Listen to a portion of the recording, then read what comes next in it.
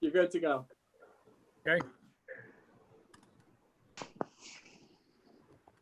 Okay, I'd like to call the June meeting of the Health Committee meeting to order. It'll be a very simple meeting. We only have 2 items on the agenda, approving the previous meeting minutes and discussion on COVID-19. We're very fortunate to have the very busy Dr. Whalen with us, our Commissioner of our Health Department. I'll leave it on. Dr. Giordano may be joining us later as well. So I'd like to call the meeting to order. Under current business, can I get a motion to approve the previous meeting? I'll make that motion. Like Matt, motion made by Matt Miller, second by Sean Ward. All in favor? Aye. Aye. Any opposed? Okay, we'll move right into our item number 2, the discussion regarding COVID-19. You see today we've had up to, I think it was 1,840 confirmed cases. It looks like our hospitalizations are down to about 6, which is levels we were at 2 months ago. So great turnaround. Thanks to Dr. Whalen. Dr. Whalen, I'm not going to do the talking. People want to hear from you, so I'll let you jump right in, okay? Sure. So, it's been a really busy, I think it's 104, 105 days since we had our first case. And, I am really proud of the work that the staff has done early on, working up the cases, identifying contacts and ensuring that those with COVID were appropriately isolated and those that may have been contacts were appropriately quarantined became a very time-intensive effort. We were 7 days a week and long evenings to ensure that we were keeping the residents of Albany County safe.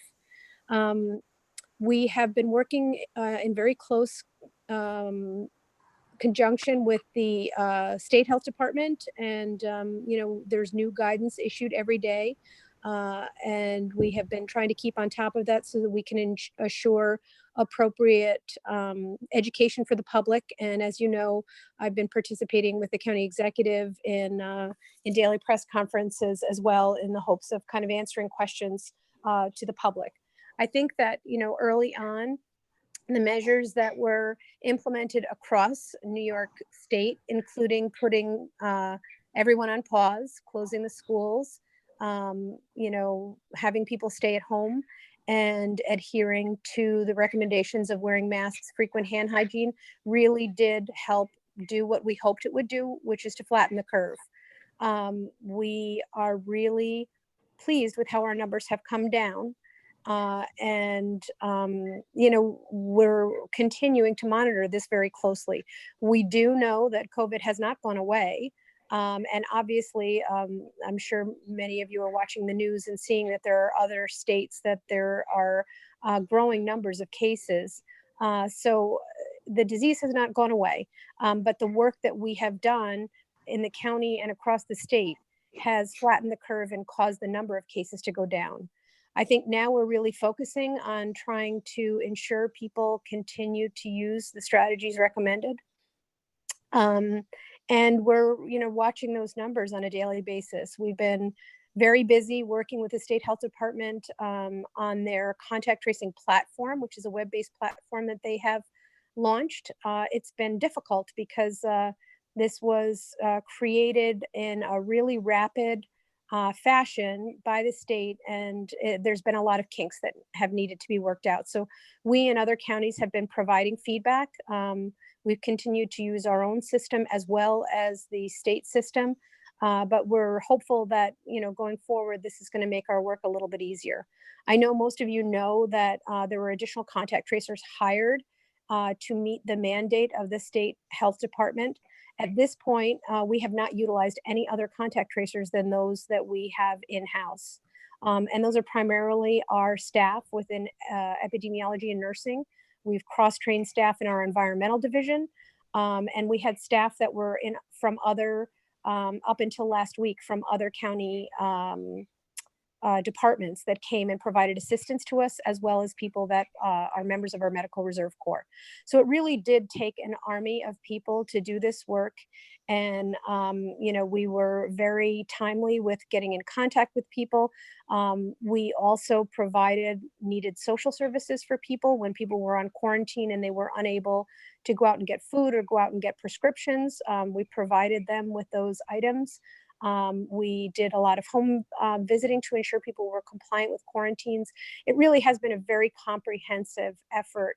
And I think that, we've been successful. I also want to say that, I think the county executive has been tireless early on because, what I shared with him early on is that the most important thing was to ensure that we had ability to test our population. Because without testing, the spread just goes unchecked. With testing, we can identify contacts and shut things down and slow transmission. So, with his advocacy, we were able to first get the center up at SUNY Albany, which has tested people not only from Albany County, but from this capital region on a daily basis since, I believe, late March. We also had a concern about underserved neighborhoods because we were hearing that people didn't have transport that would get them up to the SUNY campus. So we worked with our federally qualified health center, Whitney Young, and they were great early on. I had a conversation with Dave Shippey, and he worked with the county executive staff to partner on mobile testing, which we've been able to do in many of our neighborhoods in the county, and that has contributed to testing as well. So I think, with the testing was the real key part that we were able to identify that many cases. We've also worked closely with our hospital partners, with, our nursing homes to ensure, in partnership with the state, that all nursing home residents were tested, and then to assist with the twice weekly mandate. There's just been so much communication between so many agencies on a daily basis. It's been a very dynamic time. It's been a very challenging time, but the staff has really risen to the occasion. I mean, we've all been trained on pandemic for many years and knew that this was a possibility.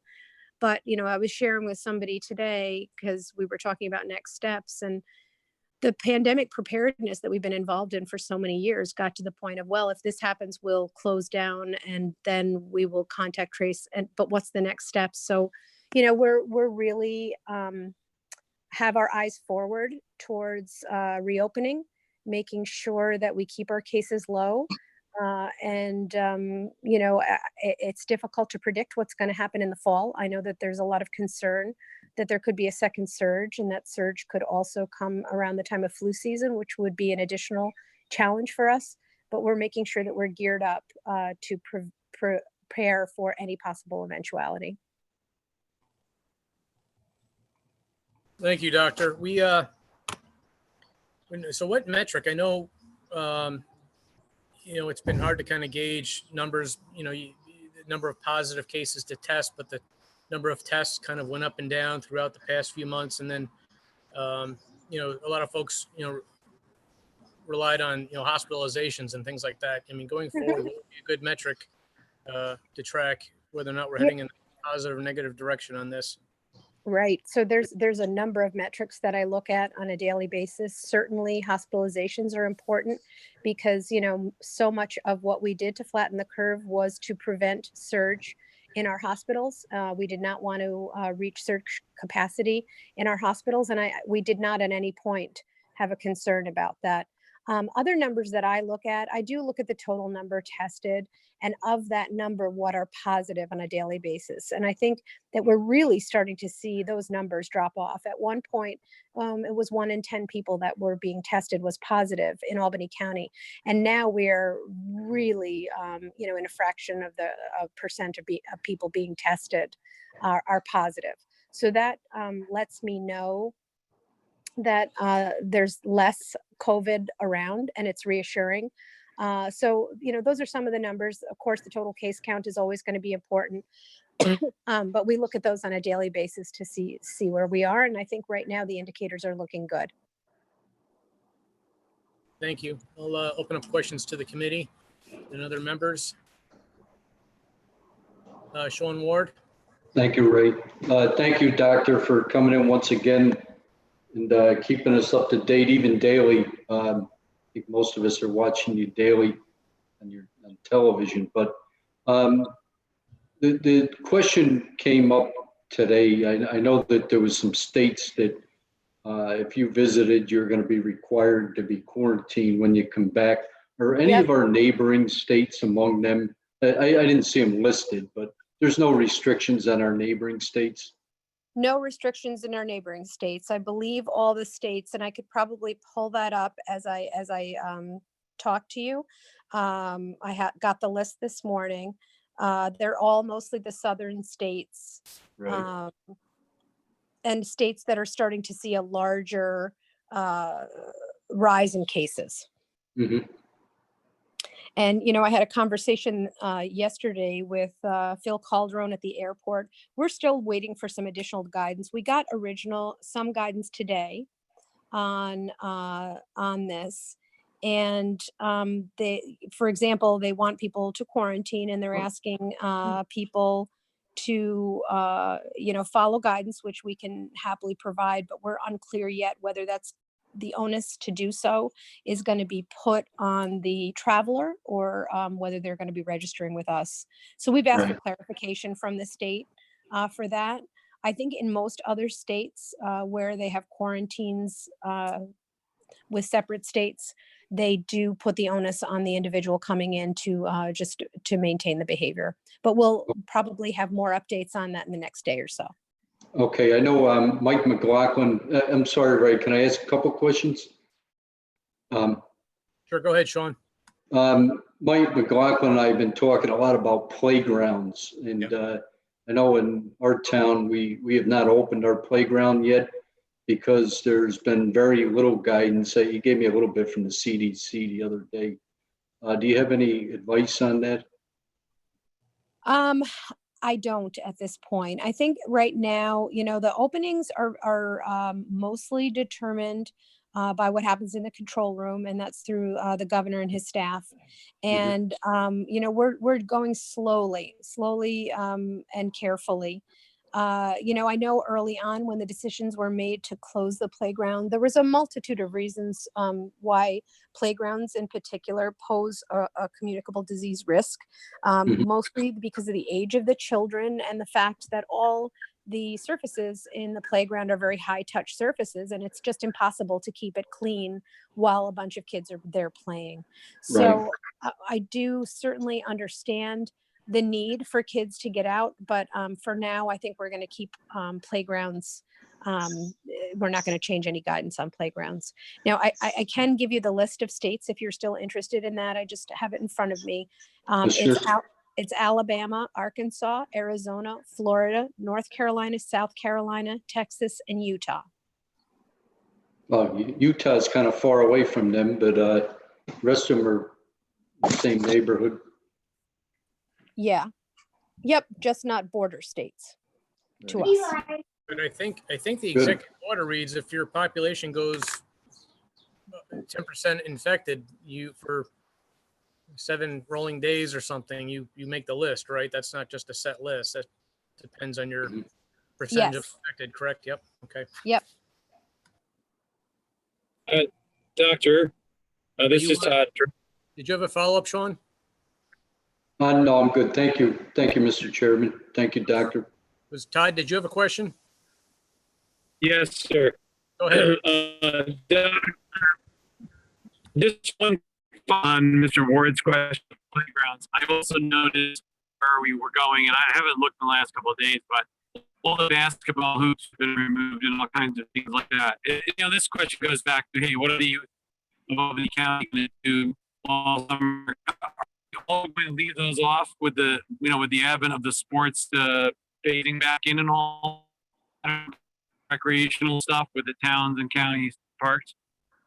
So you were kind of the audio was a little bit difficult with your question, but I think the question was around basketball hoops. Is that right?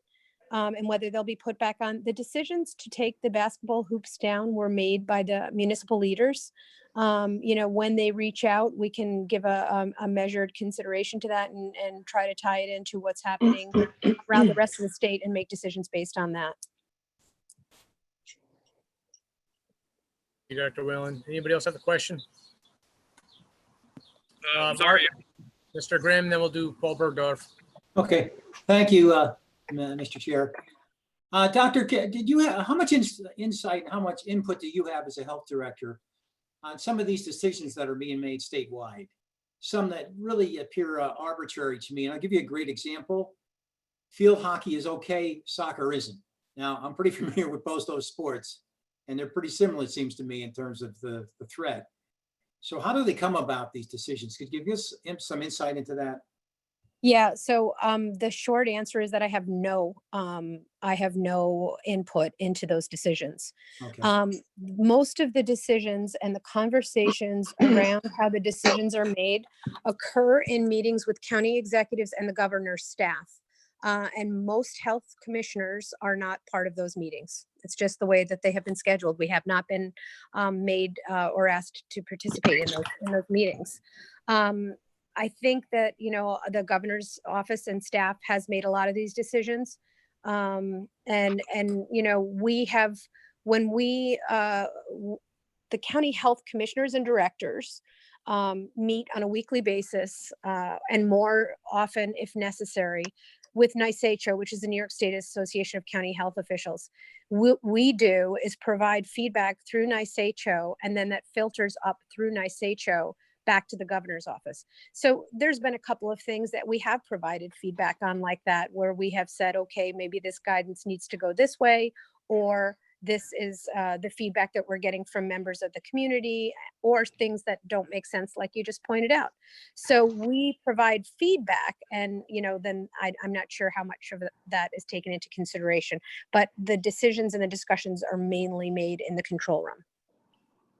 So if I heard you right, you say there's no health officials in these control rooms, but they're making health decisions about whether one sport is more dangerous than another. I don't understand that. So wait, so the control rooms themselves are not making the decisions. As somebody who, for better or worse, is sometimes on the control room calls. So the control rooms are simply receivers of information. It's not like the control. So it's the state. Yeah, that's what I think the state is making the decisions. Right. Yeah. So the control rooms work in a way that, well, they say that they're there for the purpose of tracking the data points, which obviously the commissioner knows better than I do in terms of the health indicators and things of that nature. But in reality, like, we're actually doing exactly kind of what you raise, and we're saying there seems to be a contradiction or a conflict, or can you please clarify this? And I'll be honest with you, sometimes we get answers and sometimes we don't. So, but the moral of the story is we aren't sitting there saying, yes to field hockey, no to soccer. We're simply receiving the information from, it's whether it's General Murphy or the regional referee SD or wherever the case may be. And I'll be honest with you, there's been a couple times where we've gotten information in our control room that later became incorrect when the actual announcement was made by the second floor. So, but again, the decision isn't being made by the control room. Wow, So, that's not good. all right. So we're going to go to Mr. Paul Bergdorf, then we'll go to Allison McLean Lane after that. Go ahead, Paul. And then Dustin. You're muted, Paul. Paul, are you muted? Paul, you're muted. Thank you. Thanks for pointing that out. Yeah. The doctor, first of all, thank you very much for your tremendous efforts. I have been watching the 10:30 broadcasts almost religiously. And you and Dan have done a tremendous job communicating. The question I have is probably bigger than Albany County, but it's the one I hear the most from families in my district. Schools for next year. what kind of debate is ongoing in the control rooms, and what kind of timeframes are there to make decisions? Because people are very concerned, especially with workforces going back and daycare and those sorts of arrangements that have to be made, that there be some clarification of the regulations that schools will be under. Yeah, that's a great question. And, you know, it's one that I hear very often myself. I have a sister who is a teacher in the Albany City Schools. And she's asking me most days, when is this decision going to be made? I think, let me just say that at the beginning of the week, we did get guidance for third level institutions. So for colleges and universities, the state has issued guidelines, which are very comprehensive on how colleges can consider returning. We're still kind of digesting that guidance because there's a lot to it. I anticipate that the next set of guidance will be for, you know, grade school and high school. What that will be, I do not know. Of course, if there is consideration to returning to the school environment, I do know that it won't be the same environment that kids left when they left school back in March. There's going to have to be a lot of considerations on environmental controls like cleaning and spacing kids. And, you know, sometimes it gets a little bit challenging to think of how these things can be met, particularly with younger kids. So we are still at this point awaiting guidance. I know that it is something that's been given a lot of consideration, but unfortunately, I can't tell you yet what that looks like because I don't know. Thank you. And if I may add to that, again, this is another issue that pretty consistently, it went with, you know, the commissioner is well aware of the conversations that were going on about graduations. Yep. Consistently, counties, you know, are asking, okay, what's the next plan? And no guidance has come out, and it took several weeks for guidance on graduations to come out. So I'm guessing that we won't be getting guidance on schools anytime soon. Thank you, Mike. Allison McLean Lane. Thank you very much, Chairman. I highly appreciate it. And thank you, Dr. Whalen. I cannot imagine how exhausted you are right now and how much your staff has been working for the past 105 days or so. And certainly, I'm sure I speak for everyone here that we're just greatly appreciative of everything you've done. I just have one question and then one point. The first question is, I've heard the governor, you may or may not receive guidance on this. I'm not sure. Certainly this has been a concern of some of my constituents who happen to have younger children, as do I. And this has been brought up several times that if I'm going back to work, the governor has stated in some of his press conferences that they'll make childcare available. But I haven't really heard anything about that since then. Would that only apply to essential workers? And truly, I think there's a little bit of concern as to what that childcare would actually look like, because I don't, I mean, I'm sure, I don't even know if I need to explain any further, but if you had any thoughts or had received any guidance on it, if you haven't received guidance, that's fine. I just had a question No, about that. I think, again, I think your points are so important, and my kids are older now, but you know, I mean, I remember what the daycare environment was like. And, you know, it's similar to the playground. You get a lot of young kids and high touch surfaces, and kids get ill and you can't keep them away from each other. And it becomes difficult to think about how this can happen practically. I have heard the governor say that daycare will be made available, but I don't know the plans yet for how that's going to roll out. This is another piece of guidance that we, just as you, eagerly anticipate. And, you know, for us, when we get the guidance, we do, through the New York State Association of County Health Officials, provide as much feedback as we think is warranted. And I think that some of the changes that we have, you know, suggested, or things that we have said we really need answers on, it has moved things forward. I mean, everybody wants this guidance sooner rather than later. We understand that people's lives are being impacted by not being able to be in the workplace.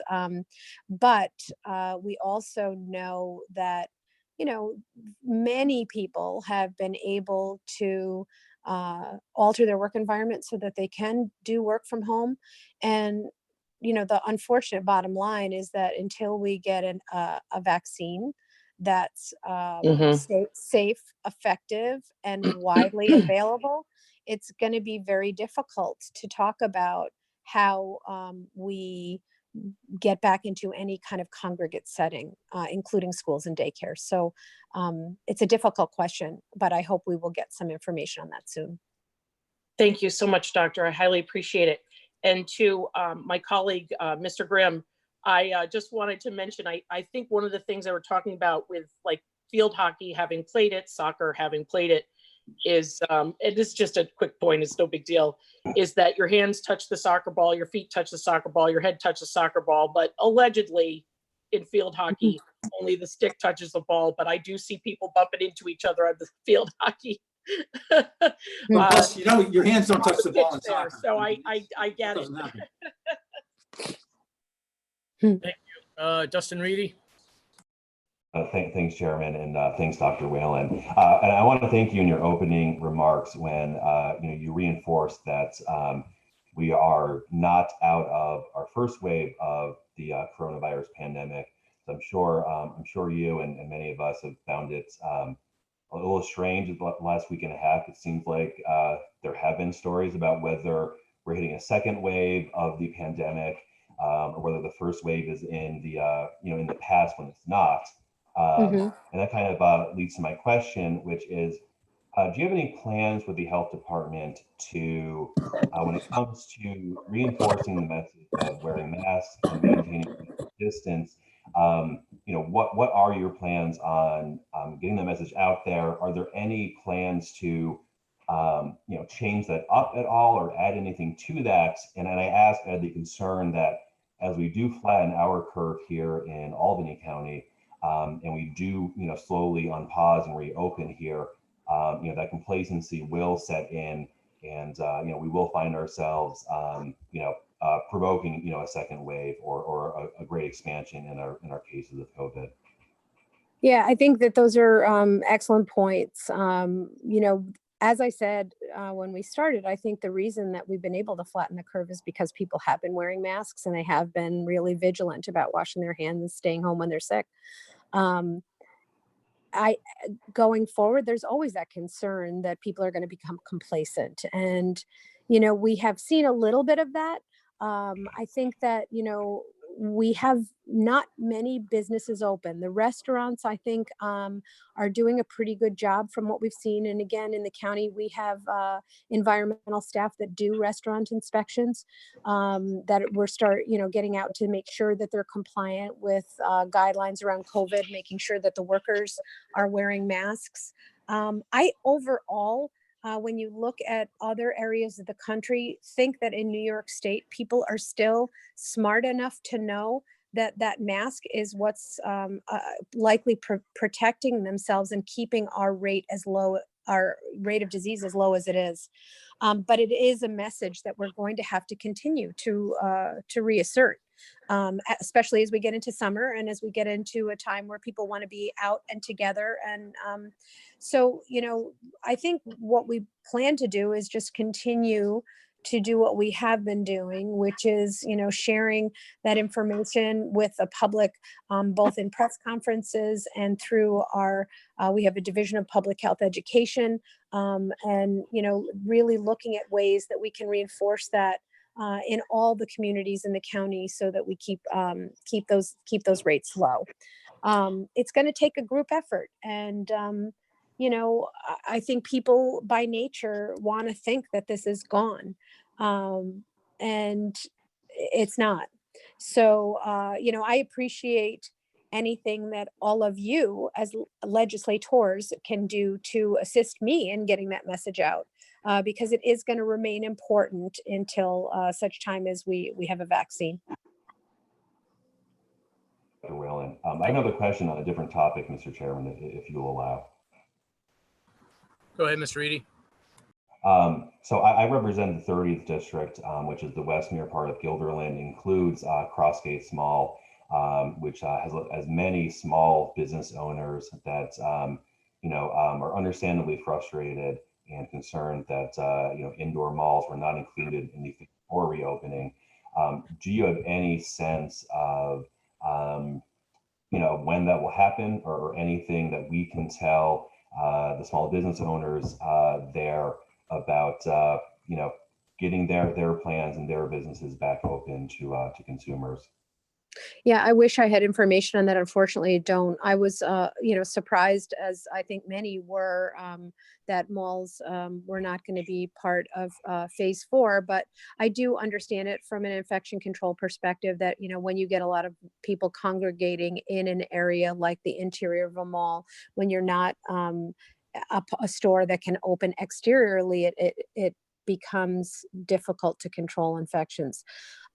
I think that, this is another concern, because across the state, there are so many indoor malls that are affected by this, and businesses are really hurting. So I imagine, and I've heard that there has been a lot of pushback on that decision. And I think that, if the numbers continue to go down and the news continues to be good and people continue to do what they're supposed to do, perhaps that can change. But unfortunately, I can't give any certainty to that. Thank you. Okay, are there any other questions for Dr. Whalen?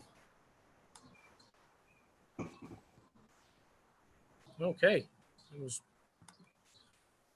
It appears Dr. Giordano will not be able to join us tonight from mental health, which is fine. But please keep in mind, this has been very difficult for many people over the months of quarantine, working families. A lot of folks have lost their jobs, people battling addictions, and homebound seniors, working families. A lot of folks are struggling with the anxieties behind this too. Dr. Giordano has been doing an incredible job through the Department of Mental Health. There is, if you want to share with your constituents, anybody that may need it, a support line through the Department of Mental Health. It's 518-269-6634. That information is on the Department of Mental Health website. Very valuable to those that may need it right now. So thank you. No further questions? Thank you, Dr. Whalen. Thank you so much. Thank Oh, you, wait. Doctor. See a hand go up. Doctor. Can I get a motion? Was there a question? Okay, can I get a I'll motion? make a motion to adjourn. Motion made by Mr. Ward, second by Mr. Tunney. Thank you. Okay, stay healthy, everybody. Good night. Bye-bye. You too, Doctor. Bye-bye. Thank you.